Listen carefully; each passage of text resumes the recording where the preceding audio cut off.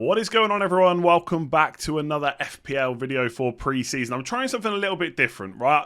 Ages ago, I should have got some guests on. I haven't done it, but now I'm trying out a new series, which I've got a title, First Draft Showdown. I think I need a new one. But basically, we're going to get some guests on from the FPL world, outside the FPL world as well, talk about their draft, but also get them on to talk about some talking points, which might help as we start to build our Game Week 1 draft. So, first one on the show, first guest for a long time on this channel, I'm joined by James from Planet FPL.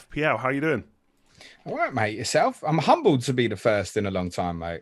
Yeah, to be honest, I know I always say to you, I want to get you on, and part of it's laziness, part of it's like being part-time or whatever, but I've got the setup and stuff to do it now, so yeah, and obviously I was on your pod, this will probably go out on Friday. Our one was recorded on Tuesday or Wednesday. It's coming out on Thursday, so I'll put a link to that below.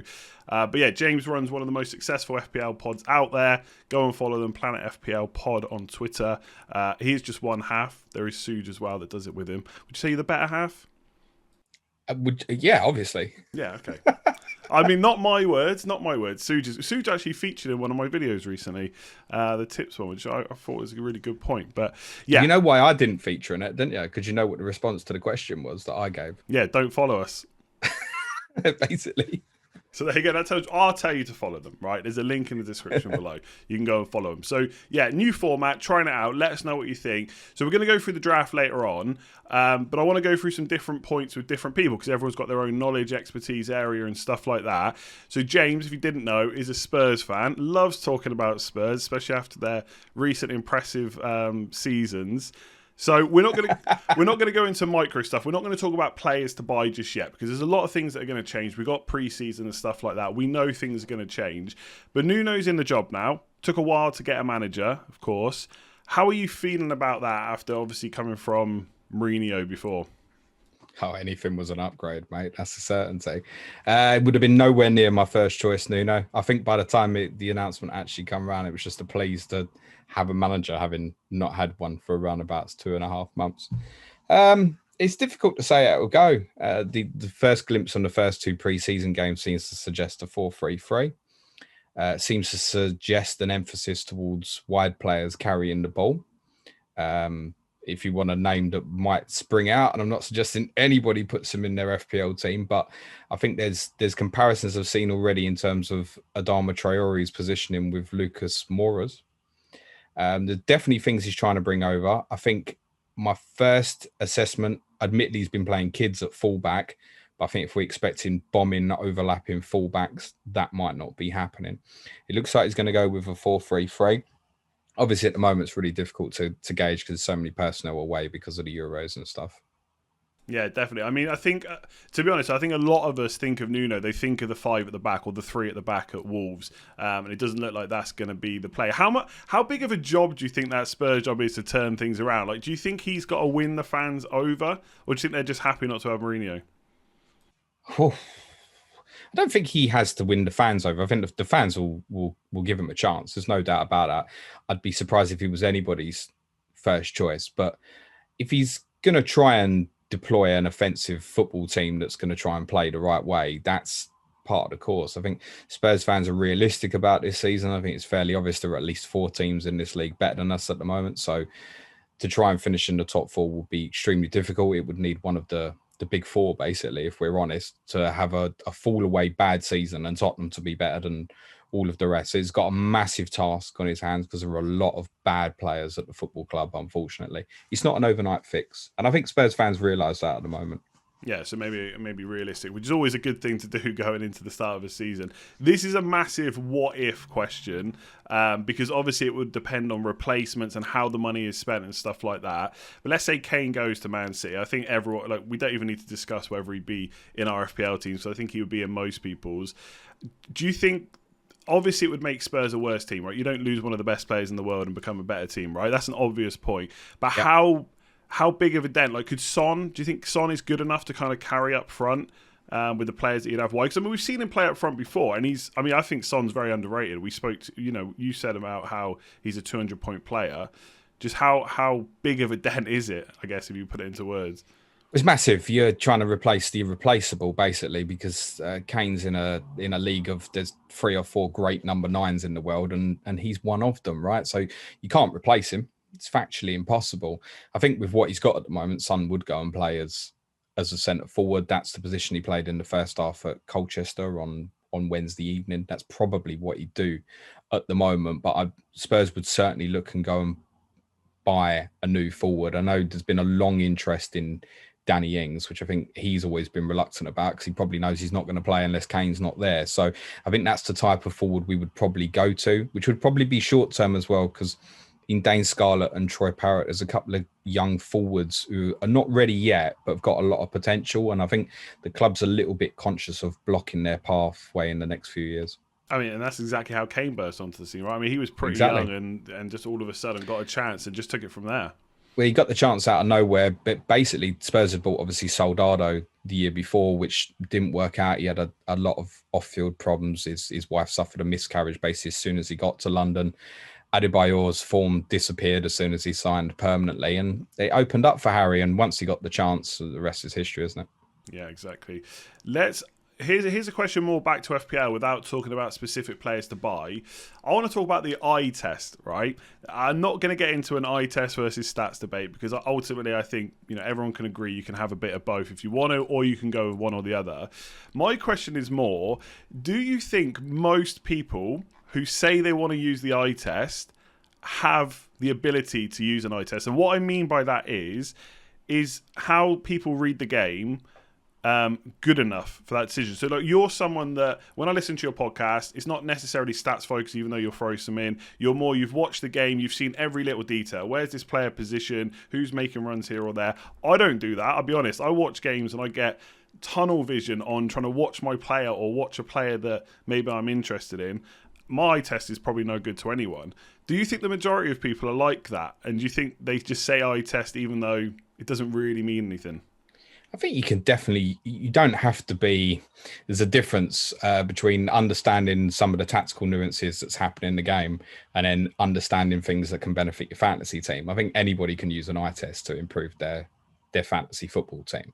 I don't think that's too much of an issue. I mean, we go on tangents sometimes talking about things which are almost irrelevant for fantasy football, but it might be something that's irrelevant tactically for the game next week coming up, for example, that might impact a captain decision or something like that. But I think in terms of can you use your eye test to improve your fantasy football team? Yeah, absolutely. And people will view that different ways. We had a discussion with FPL General the other day about he likes to watch games back afterwards. After the event, because he's not hung up in the emotion of what's happening in the game at the time, because naturally if he's watching Liverpool and he's got Trent and Salah, his eyes are drawn to those two players and he might be missing what Robertson or Jota are doing or something different. So he likes to remove himself and watch it kind of after the cold facts are done and watch it emotionless, where then he's not focusing on worrying about this player getting points. So it's an interesting take on how to do it possibly. Whereas I watch the games live, but then for me, you know me, Andy, I don't get too hung up in terms of what's happening from a fantasy perspective. I'm more looking for angles of things to talk about on the podcast. Yeah, absolutely. I listened to that podcast this morning while I was on my walk. Again, obviously, just go and follow Planet FPL, Spotify, or wherever you listen to your podcast. It's with FPL General. He's actually coming on this next week as well, so I'm going to ask him again. But I thought that was interesting. I thought that probably would make people better FPL managers, because often you see like, oh, I'm getting rid of him, and it's like 2 minutes after the game's finished. And realistically, okay, everyone can have an off day, but at the same time, I can't watch matches once I know the score. I just can't do that very often. I need to either not know the score or just watch it live. And I get it. I get the emotional thing, but also that's why we love football. So I don't think I could do that, but I can see why it makes someone make better decisions. I think it's not fun, by the way. Yeah. It's definitely, and I've done it a few times where I've missed a game. I tried to watch nearly every game last season because of the time spreads and stuff. It's not fun when sometimes do you know what? I'll go out for a couple of hours. I'm going to skip Crystal Palace against Sheffield United. I'll watch that at midnight and I know the score and everything. It's like, it's a bit of a slog. And you think, I'm going to talk about this on the podcast for 2 minutes. What was the point? So it can be a bit of a slog. Football matches, to watch a whole 90 minutes of a football match is difficult once you know what's happened, I think. Yeah, no, I totally agree. I did understand his point though, because I will watch a game, and if it's got to like 70, 80 minutes and someone I've got's not scored, I'm watching them like a hawk. Like, why are they not running into the box more? There's a pass on, why is it not being made? And I don't think it's detrimental to my enjoyment of the game, but it's definitely detrimental to what I'm paying attention to, and I'm probably not paying attention to the right things at all. So yeah, FPL General, go and listen to that. It was extremely interesting. We'll come on to the draft in just a sec. Obviously, we're still really far out from, well, nearly 4 weeks out from actually having to decide this team. So I'm going to bring it up and we'll talk about it in a minute. I guess my main question before we jump into it is how do you pick your team in general? Not necessarily now, but when you get closer to game week 1. What I mean by that is, what are you looking at? Because some people I see now on Twitter, they're either looking at everything that happened last season, they're looking at what happened in the last half of the season, they're looking at what happened in the last 8 game weeks, the last 4 game weeks. Do you kind of narrow it down at all, or is it a bit of everything? Bit of everything, no honesty. It's a good auto pick team, isn't it? You're looking for a mix of everything, I think. Whereas, for example, most of us will start in the same place, right? Who we captain in game week 1.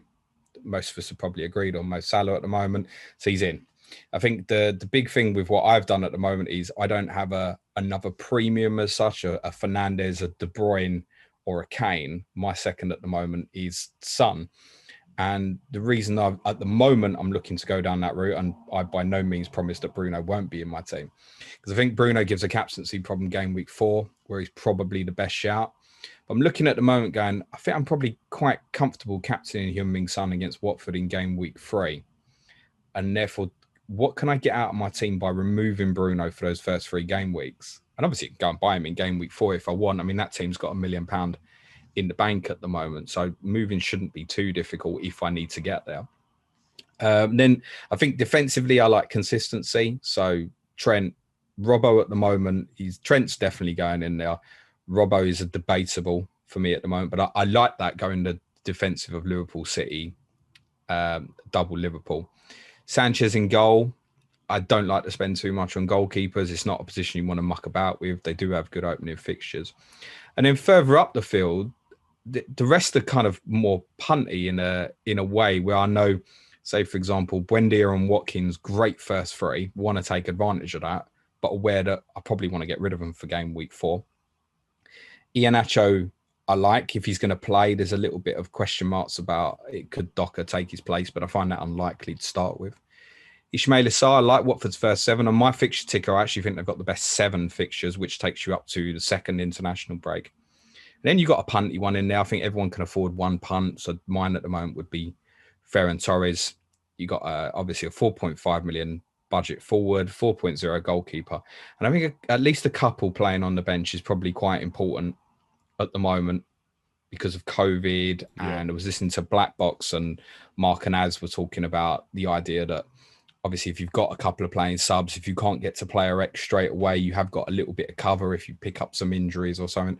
So I think I quite like Llorente as a shout this year, actually, possibly over Ayling. His points per game last year was actually stronger than Ayling. I think we all think Ayling's numbers will be better this year, but I think Leeds' defensive numbers were better for having Llorente in the team as well. Fofana at 4.5. What's the worst thing that'll happen? He underperforms and he drops to 4.4 or so. We'll move somewhere else if we need to. So I think mine, I know a lot of FPL managers like to wildcard early. It's generally my strategy is not to, because I'm conscious that probably to set up for a bench boost next year is going to, or this coming season is going to be very, very late. And then obviously, ideally is a wild card before that to set up. So I could be looking at a period of 30 odd game weeks or so without a wild card, which I think is a bit long to follow an optimal strategy. So if I can get through the period and get into at least sort of beyond game week 10 or so before wildcarding, that would be a preference for me. So I'm probably thinking a little bit longer term with some of my picks, for example, the consistency of Son. But then you've got short-term picks like Sarr could easily move to someone like Rafinha as quickly as game week 2. The Villa players will probably want to bin in game week 4. But as you said, Andy, so far away, mate. Yeah, I wouldn't be. I think Salah, Trent, and I think Son and Watkins are probably the only ones I'd be pretty sure on at the moment. Yeah, I think that makes a lot of sense. I mean, obviously, Liverpool's one we can get out of the way pretty quickly, right? The fixtures are there, the team's there, the players are there, the pre-season's there. There's no reason to bet against it. I think you made an interesting point about the wild card, though, because I see lots of people saying they're going to use it in game week 7 or 8. And if you're definitely sure you're going to do that, you should absolutely make a team to play that way, right? There's no reason not to. You shouldn't make your team worse, knowing you're going to wildcard soon, you should definitely play those fixtures.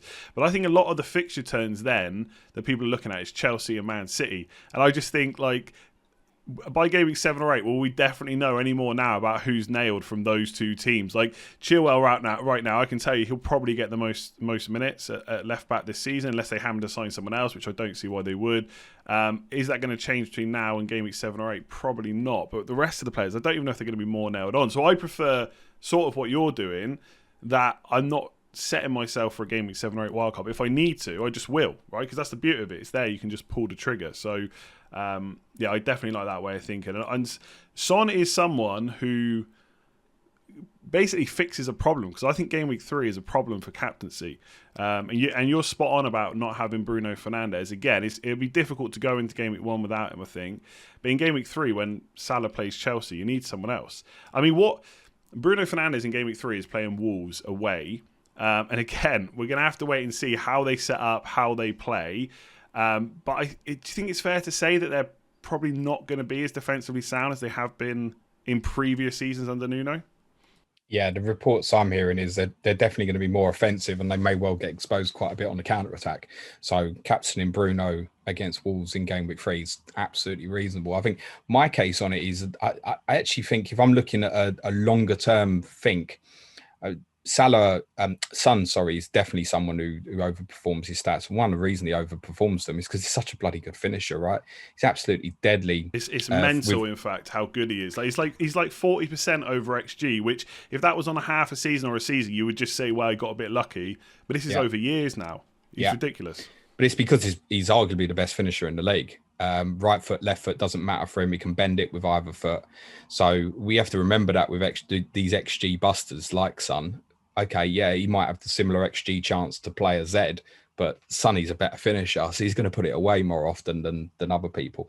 The 2 million saving, and also obviously covers me game week 3 for a captaincy, allows so much more. That's my thinking at the moment. And I think if I'm not going to use, I think what I've got there currently at the moment is a dangerous strategy to only have basically the one premium. But I can get to Bruno in game week 4 if I need to. As I said, there's $1 million in the bank. It really wouldn't take a lot to drop Torres to a 6 million and Son up to Bruno. It really doesn't take much at all. So that's kind of where I'm thinking in my setup. Similarly, Iheanacho and Watkins. I don't actually like the fact that they're both 7.5, but there are 6. I can drop it down to Tony if suddenly he's banging, for example, and then your Son up to Bruno. So there's loads of ways around that. I'm nowhere near setting, Andy. No, I know. Nowhere near, mate. But I think with drafts, it creates good talking points. So I do think, I've said this on loads of videos, game week 3 is a problem if you keep Bruno and you don't want to captain him against Wolves. I mean, I'm sure, to be fair, a lot of people are just going to captain him against Wolves. And it could be spot on. It could be fine. But yeah, I think there is a case. I mean, Sancho is obviously another one. We're still waiting for him to be signed. We're still waiting for him to be priced. If he was like Rashford or Son's price, maybe he's another way to get into Man United for a little bit cheaper. On your 2 promoted boys, Buendia and Sars. So I talked about cheap midfielders on a video that, not maybe even yesterday or the day before when this comes out. And I was a bit low on Buendia because I think I know he's just got 15 goals in the Championship, but in the previous year, I know it was Norwich, but he's way more, in my eyes, more of a creative player than someone that's going to go and get you goals. And obviously we know that goals are weighted a little bit more. Do you think he can make that step up to a better team? It is a better team, right? I don't have to beat around the bush. And if Grealish stays, I mean, everything right now goes through Grealish. So do you think that stops? If he's still at the club? If he's still at the club? I think the natural instinct of a lot of players at Villa will obviously still be to look at Jack Grealish. I don't like Grealish as a starting pick personally, because a little bit like with Kane, I think Grealish is just as likely to go to City as Kane is, for example. City definitely want both players if they can get hold of them for the right fee. And Villa are looking to buy more players. They're constantly being linked with attacking midfield players, which makes you a little bit suspicious. I think at that price area, you can... I mean, Saar, Buendia and Torres, all of them to a certain extent are punts, aren't they? Torres is not if he plays, but is he going to? Saar's record when he played for Watford in the Premier League a couple of years ago was 12 attacking returns in about 2,000 minutes. which is pretty decent in the side that got relegated, actually. There's 107 points from there. So, if he played the full season, you could be looking at a 150-point player there. I think that's very reasonable at his price. As I said, I like their first 7. And I think everybody's probably likely to have an attacking Villa player for those first 3. To differentiate it, you probably want 2. And that's part of the thinking at the moment. Those midfield 3 could easily change. I mean, I've got no Rafinha in there at the moment. Yeah. I'm sure a lot of people are looking at it and going, you've got to have Rafinha. The other glaringly obvious thing with my team at the moment is there's no Manchester United players in there who obviously have a good run. Go back to your point on wildcard timings, by the way, Andy. I like game week 14, 15. It's a mega switch for Manchester United in terms of fixtures. Which goes on for about 10 to 12 game weeks. And it's also just before Chelsea are likely to have a couple of blanks because of the Club World Cup, which might make some other people like Calvert-Lewin, Rafinha, might also make them disposable at the time if they're in and around teams. And the thing is, some people are probably thinking, well, I'm going to have Man United from the start. I'm going to carry them all the way through. But before that run of, I think it's, game week 14, they play Arsenal. It's game week 15 is Crystal Palace. It's just a C agreed. Palace, Norwich, Brentford, Brighton, Newcastle, etc. But before that, Man United have a spell between 8 and 14. Leicester, Liverpool, Spurs. It's horrible. You're not going to want them. So again, that comes in to maybe the early wild card. That's when you get rid of your Man United players. But then in a few weeks' time, you're wondering how you get them back in, right? So that is going to take some management to do. I guess, and obviously, sure, we've got the rib issue as well. We're still going to have to wait and see what the deal is there. I mean, there's obviously so much up in the air. The one thing we kind of half know, I suppose, is that Henderson supposedly is going to be the number 1. You said you don't like spending much on a keeper. That's fair. I think most people are like that. Would he tempt you for 0.5 million more? He's definitely under consideration, mate. 100%. Got $1 million sitting in the bank, haven't I? So Sanchez could very easily become Henderson if it's looking definite, which reports suggest he is going to play in goal. Also considered Wan-Bissaka as well, who I probably prefer over Maguire, and Luke Shaw, I guess, is doubtful for game week 1 as it stands at the moment. But if he's going to be available and the ownership's still going to be sort of plus 40%, he's got to come into consideration off that alone. So yeah, definitely. I think the 3 goalkeepers in mind at the moment for me are Sanchez, Henderson, and Daniel Bachmann of Watford.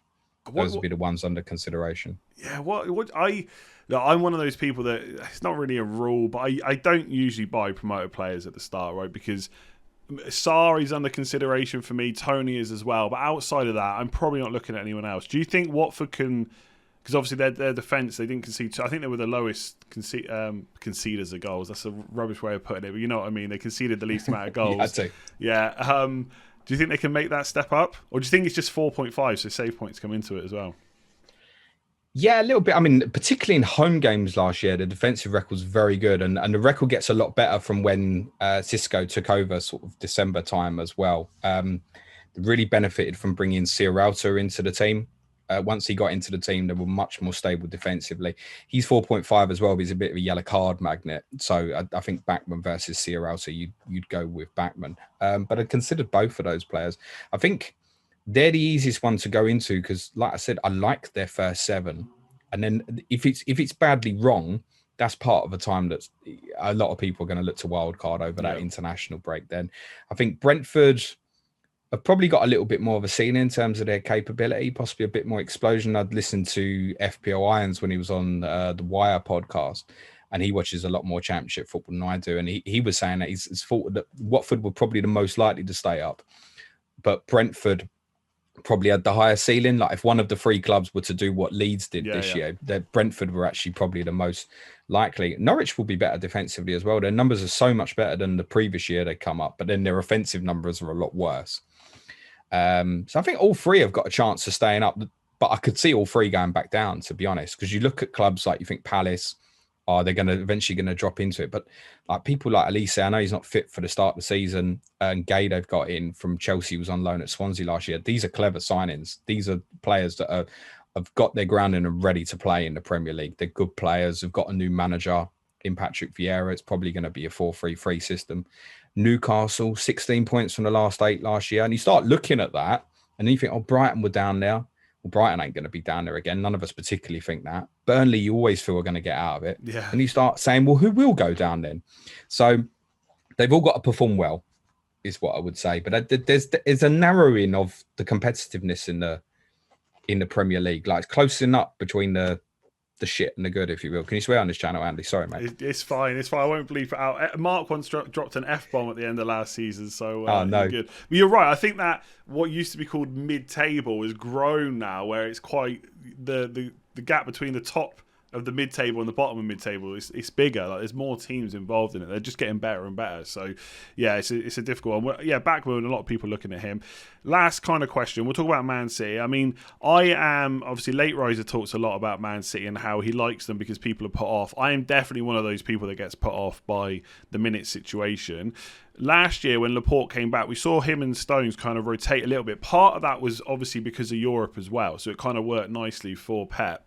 Do you think it's, and obviously we're still waiting to see when the England boys come back, do you think though he's got that number one spot nailed and he'll just play like the first 5 and 6 without Europe? Stones? Yeah, Stones, sorry, yeah. Would think so. Yeah, I mean, it was excellent again in the Euros on the whole. It would be surprising if he changed it up again. But then if we'd have sat here this time last year and said John Stones is going to become first choice at Man City again, nobody would have believed us, right? I mean, what did they have? Aki and Garcia played against Leicester in game week 2 or 3 last year before Diaz came back in, and obviously Laporte was still out. So you would never have seen John Stones coming back in and establishing himself. I'd look at mine at the moment. I think Stones, Torres and Iheanacho, there would be question marks on if they start. The other 8 will. I'd be bloody unlucky if all 3 of them didn't start. And I think in the case of Iheanacho and Torres, they'd come on anyway, wouldn't they? Most likely. So that's part why you want a little bit on the bench. I think you can take a couple of gambles at the start. I think gambling on Torres, we spoke about this with Suj and yourself, obviously, when you come on with us. Suj likes Raheem Sterling because he's tinted and he only remembers the recent stuff. He wants Raheem Sterling at 11 million. He won't pay it at the end of the day because when he looks at it and goes, I'm going to take a gamble on an 11 million player or 7 million player. Yeah. You can get off it, can't you? I can go Torres if I can go Torres to Rafinha in game week 2. What's the worst case of missing Rafinha away to United? Now I know he got 2 assists in that fixture last season, so it's not to write him off. But there are easy getaways, I think, from Torres at 7 million. And the same applies with Stones. That becomes a Manchester United player very easily, for example. Yeah, Luca Dean or whoever it might be. And obviously one of the big pulls for City, which I would definitely want someone, is game week 2, Norwich at home. So let's see if they sign a striker. And if they don't, let's see who plays up front. Because is it going to be Jesus? Not on last year's showing. Possibly going to play a false 9 again. So we'll have to wait and see. All right, I think we might leave it there. That was good. Thanks, Andy. Pleasure, thanks mate. for coming on. Pleasure.